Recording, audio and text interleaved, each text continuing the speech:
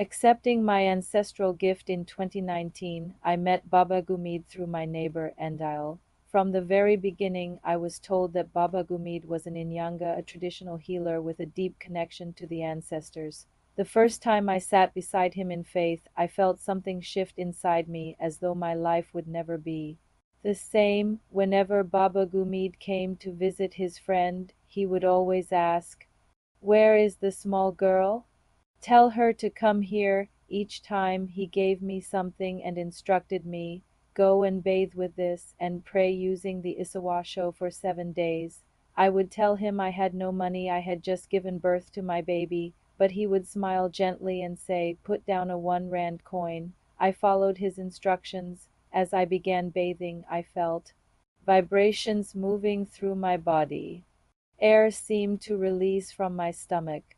My dreams became clearer and more meaningful. I dreamed of my childhood home, of being with my family, especially my grandmother.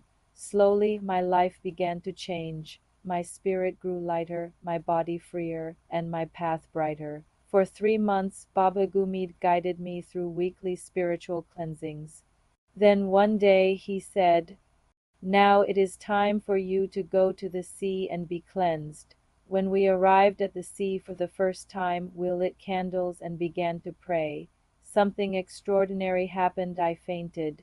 When I woke up, Baba Gumid explained that my grandmother had spoken through me. She revealed that I had been given a gift, the power to pray for and heal others. He looked at me and said, "You must accept your calling. I will walk with you through this journey." From that moment, I knew this was the beginning of accepting my ancestral gift. When I returned home, I informed my mother about everything that had happened. She supported me with love and understanding, and I am deeply grateful for that. Her support gave me the strength to continue, even when the path ahead felt uncertain.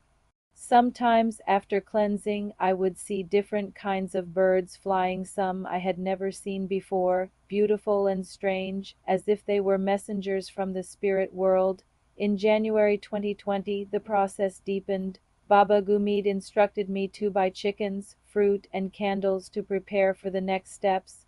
Together with others who were also accepting their gifts, we walked to the sea a long distance, about an hour and 25 minutes. The road felt endless beneath my tired feet. Along the way, Baba Gumid told us, when we reach the sea, we must see 7 dolphins. If we do not see them, it means we cannot continue with the ceremony. Those words stayed in my heart. When we arrived, he told us we must begin at one end of the shore and walk all the way to the beginning of the sea. We waited for hours without food, the ocean wind cold against our faces. At last I saw dolphins dancing in the waves. At first I thought I was the only one who saw them, but later others also witnessed their beauty. Baba Gumid confirmed that this was the sign we had been waiting for and that we could continue the ceremony. That night we gathered everything we could find to start a fire. The fire had to burn from night until morning. We walked around searching for wood, grass, and anything that could keep it alive. When the flames rose, we lit candles around us, their soft light flickering against the sea breeze.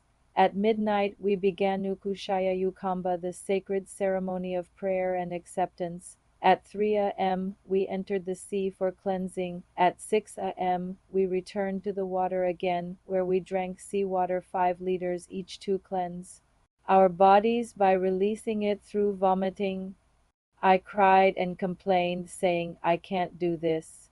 The water is too salty." Yet I was urged to continue, and through it my spirit grew stronger. We were instructed to complete 7 nights of sleeping by the sea, not all at once, but twice a month until all 7 nights were fulfilled.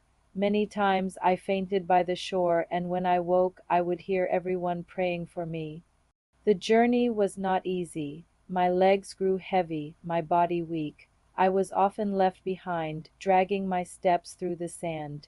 Tears burned in my eyes as I cried from exhaustion. But there were no shortcuts. Baba Gumid would raise his voice, telling me to stop complaining. At the time, his words hurt, but later I understood he was shaping me, teaching me to endure.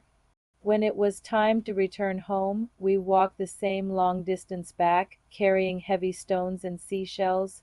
They weighed me down, my shoulders aching with every step. Yet within their heaviness was power each time I touched them. Vibrations coursed through my body, reminding me that this was all part of my healing. It was not an easy journey. I was exhausted, especially with my baby only 7 months old, but I pressed on, and this is how I accepted my ancestral gift.